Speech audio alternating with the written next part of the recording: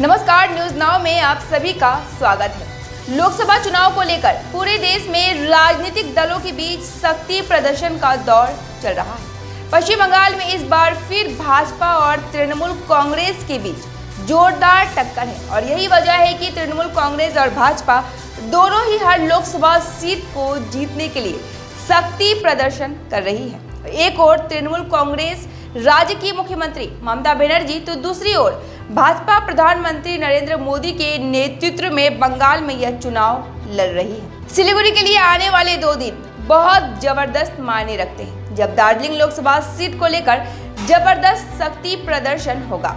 नमस्कार, मैं हूं आपके साथ राबिया और आपने देखना शुरू कर दिया है न्यूज नाउ। लोकसभा चुनाव ज्यों-ज्यों नजदीक आता जा रहा है, उत्तर बंगाल में हर राजनीतिक पार्टी का शक्ति प्रदर्शन भी बढ़ता जा रहा है। 19 अप्रैल को पहले चरण का चुनाव होगा और उत्तर बंगाल के 3 लोकसभा सीट के लिए मतदान होगा।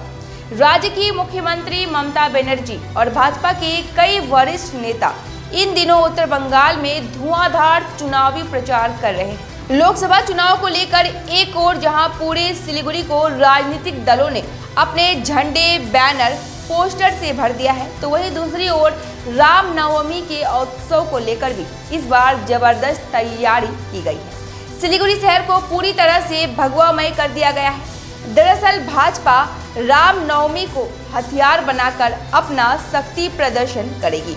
इसके लिए भाजपा, आरएसएस और विश्व हिंदू परिषद ने जबरदस्त तैयारी की है। वहीं कल यानी 16 अप्रैल को राज्य के मुख्यमंत्री ममता बनर्जी सिलीगुड़ी शहर में सड़क पर उतरकर रैली करेंगी। इस रैली में तृणमूल कांग्रेस की कोशिश यही रहेगी कि ज़्यादा से ज़्यादा लोग शामिल हो। इस बार भी उत्तर बंगाल में तृणमूल कांग्रेस और राज्य की मुख्यमंत्री ममता बनर्जी की प्रतिष्ठा का सवाल है। आने वाले 2 दिन सिलीगुड़ी शहर शक्ति प्रदर्शन का अखाड़ा बन जाएगा। ममता बनर्जी की रैली सफल बनाने के लिए तृणमूल कांग्रेस कोई भी कसर नहीं छोड़ रही है। सिर्फ सिलीगुड़ी ही नहीं बल्कि आसपास के इलाकों से हजारों की संख्या में तृणमूल कार्यकर्ताओं और समर्थकों को इस रैली में लाया जाएगा। तो वहीं दूसरी ओर विश्व हिंदू परिषद, आरएसएस और बीजेपी वाली रामनवमी के मौके पर लाखों की संख्या में सड़कों पर उतरकर तृणमूल कांग्रेस के खिलाफ शक्ति प्रदर्शन के लिए कमर कसकर मैदान में उतरे हुए हैं और यही वजह है कि इस शक्ति प्रदर्शन के ऊपर हर राजनीतिक दल और राजनीतिक एक्सपर्ट की नज़र टिकी हुई है। इस शक्ति प्रदर्शन में कौन किस पर कितना भारी पड़ेगा यह तो वक्त ही बतलाएगा, लेकिन तृणमूल कांग्रेस और भाजपा के इस शक्ति प्रदर्शन को लेकर पुलिस प्रशासन की नींदें उड़ी हुई है। इस शक्ति प्रदर्शन की वजह से शहर का माहौल न बिगड़े और कोई अप्रिय घटना न घटे, इसको लेकर सुरक्षा के व्यापक इंतजाम भी किए जा रहे हैं। एक ओर लोकसभा चुनाव और दूसरी ओर रामनवमी को लेकर शहर में जोरदार तैयारियां चल रही हैं। राजनीतिक झंडे, बैनरों के अलावा रामनवमी के लिए बड़े बड़े भगवा झंडे से शहर को भगवामय कर दिया गया है। 16 अप्रैल को एक ओर जहां राजनीतिक रैली होगी तो वहीं दूसरी ओर 17 अप्रैल को धार्मिक रैली होगी, लेकिन दोनों ही रैलियों का मकसद है चुनाव से पहले शक्ति प्रदर्शन और अपने मतदाताओं को प्रभावित करना। इन दोनों रैलियों पर चुनाव आयुक्त की तीखी नजर रहेगी। राज्य की मुख्यमंत्री ममता बनर्जी 16 अप्रैल को दार्जिलिंग और जलपाईगुड़ी सीट के उम्मीदवारों के समर्थन में सिलीगुड़ी शहर में पद यात्रा करेंगी। मुख्यमंत्री ने डाबग्राम फुलवाड़ी की सभा के दौरान इस बात की पुष्टि की है। 16 अप्रैल को मैनागुड़ी में एक और चुनावी सभा को संबोधित करने के बाद मुख्यमंत्री ममता बनर्जी सिलीगुड़ी आ जाएंगी और उसी दिन सिलीगुड़ी में दोपहर 2 बजे से रैली निकाली जाएगी। ममता बनर्जी ने इस रैली में सभी धर्म के लोगों को शामिल होने का आह्वान किया है। ममता बनर्जी ने हिंदू संगठनों को चेतावनी देते हुए कहा है कि रामनवमी के मौके पर अगर किसी ने भी दंगा फैलाने का प्रयास किया तो बर्दाश्त नहीं किया जाएगा। ममता बनर्जी अधिकांश जनसभा में इसके बारे में बोलती सुनी गई। आइए सुन लेते हैं ममता बनर्जी रामनवमी पर निकले जाने वाली रैली के बारे में क्या कहा। আপনারা নিশ্চয়ই উৎসব পালন করবেন, সব রকমের উৎসব, কিন্তু মাথায় রাখবেন যদি কেউ দাঙ্গা করতে আসে আপনি পাল্টা দাঙ্গা করবেন না, প্রশাসনকে প্রশাসনের কাজটা করতে দিন।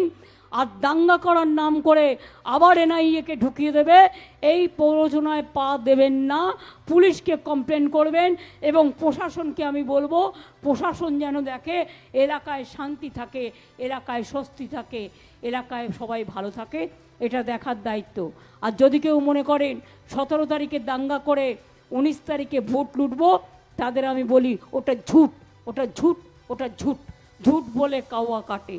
বিজেপি ভাওতাবাজ, দালাল, দুর্নীতিবাজ, চোর, ডাকাত, এনআরসির নেতা, ক্যান নেতা, 100 দিনের টাকা বন্ধ করার নেতা, গরিবদের টাকা কেড়ে নেওয়ার নেতা, মহিলাদের ওপর অত্যাচার করার নেতা, বেকারি বাড়ানোর নেতা, জিনিসের দাম বাড়ানোর নেতা, মেডিসিনের দাম বাড়ানোর নেতা।